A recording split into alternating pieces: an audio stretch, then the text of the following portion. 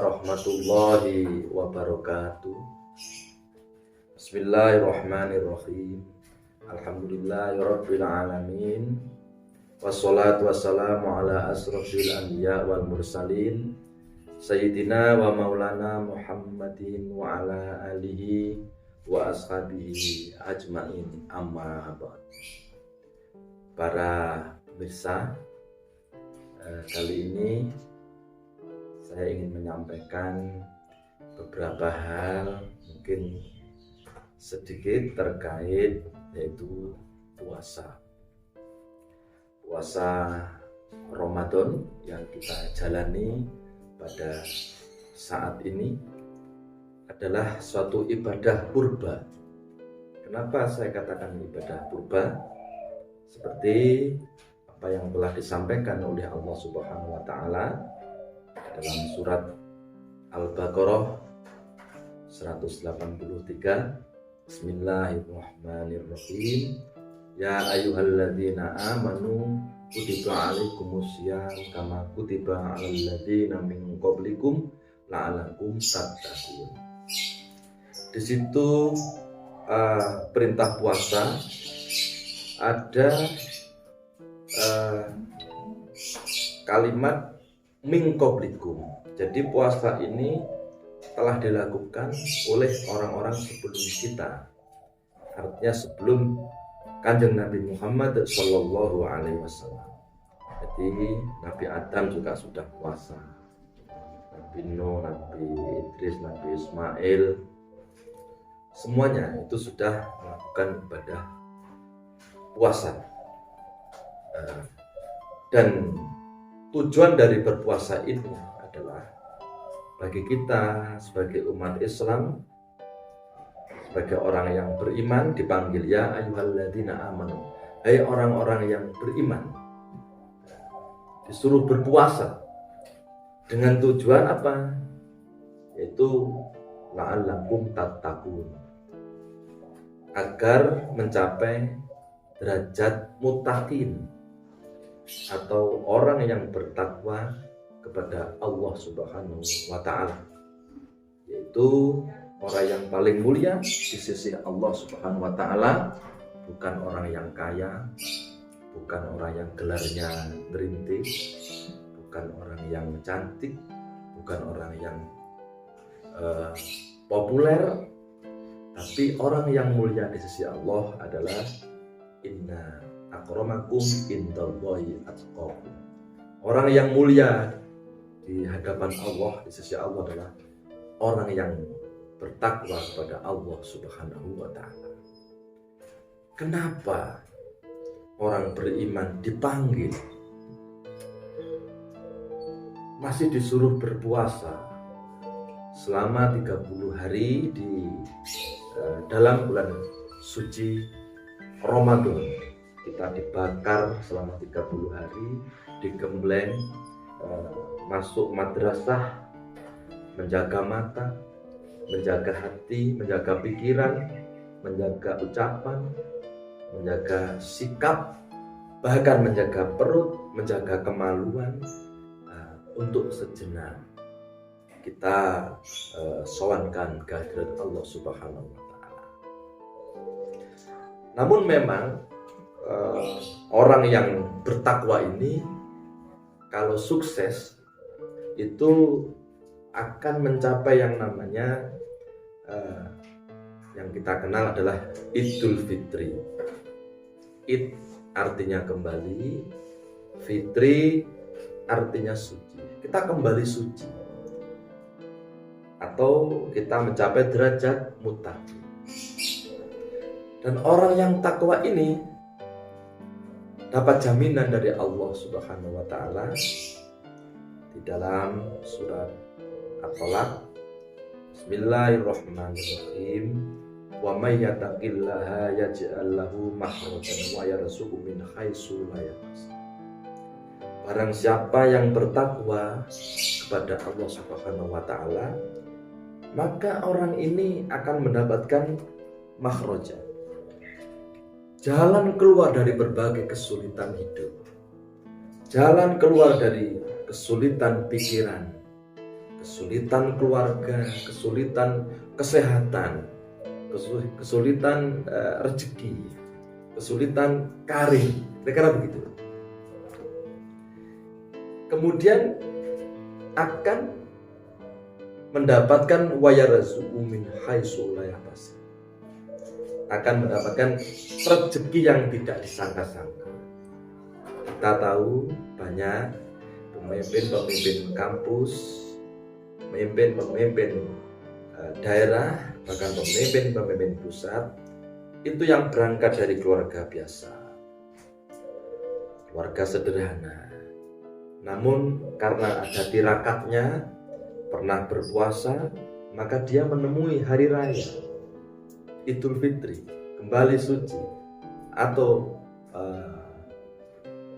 beliau adalah mendapatkan derajat mustaqim di hadapan Allah Subhanahu wa Ta'ala, sehingga mendapat rezeki yang tidak disangka-sangka, rezeki yang tiba-tiba karena telah mencapai derajat takwa. Bahkan saya pernah membaca, insya Allah di dalam kitab Kifayatul Atqiyah itu diterangkan, selain orang itu akan diberi rezeki yang tidak disangka-sangka, jalan keluar dari berbagai kesulitan hidup, bahkan bagi yang menuntut ilmu itu akan dihadiahi oleh Allah Subhanahu wa Ta'ala ilmu laduni. Nah, ini. Namun kira-kira seperti apa? Orang-orang yang akan mendapatkan derajat mutakin? Pastinya ada ciri-ciri. Ada beberapa, kira-kira di antaranya adalah di surat Al-Imran 134. Alladzina yunfikuna fisyarra'i wal kadhiminal ghaidha wal 'afina 'anil nas. Kira-kira begitu. Siapa orang yang dianggap bertakwa itu? Ciri-cirinya seperti apa? Yang pertama adalah orang yang selalu infak sedekah, orang yang selalu mengeluarkan hartanya dalam situasi lapang atau sempit, dalam situasi kaya ataupun miskin, dalam situasi sukacita ataupun duka cita. Untuk itu kalau di Indonesia, ya khususnya di Jawa yang saya tahu, itu para wali, para ulama itu mengadakan Idul Fitri itu riyoyoan atau bodohan. Itu mau yang kaya, mau yang miskin, itu semuanya ketika dikunjungi itu pasti ada galak gampil. Kalau sekarang ada jajannya. Mungkin saja kalau ke tokoh-tokoh di sana ada roti kongguan. Kalau ke orang-orang yang kurang mampu di sana juga pasti ada omplong roti kongguan. Yang sini isinya adalah kongguan, dan di sini omplongnya saja tapi isinya bisa rengginang. Nah, maka kita dilatih sehingga di dalam hari raya itu tidak ada kaya, tidak ada miskin, semuanya itu di mejanya pasti ada minum, ada makanan sesuai kemampuan masing-masing. Ini yang pertama, ciri-ciri orang yang akan diberi rezeki yang tidak disangka-sangka, akan diberi ada ilmu laduni, akan diberi surga Allah, akan dikeluarkan dari berbagai kesulitan. Yang kedua, wal kadhiminal ghaidha. Kita tidak boleh mudah marah, mudah emosi. Karena orang itu yang suka emosi itu nanti mudah stroke, atau guyonnya orang kampung saya itu gampang kena penyakit S3 kalau orang mudah marah itu. Satu stres, yang kedua stroke, yang ketiga kira-kira selamatan gitulah. Yang ketiga adalah wal afina anin nas. Jadi kita harus memaafkan, saling memaafkan. Kalau bisa, memaafkan orang yang pernah salah dengan kita. Untuk itu tepak riyoyo bodohan, kalau di kita, di Jawa utamanya, itu ada salam-salaman ke tetangga, ke saudara, yang jauh, yang dekat, ya.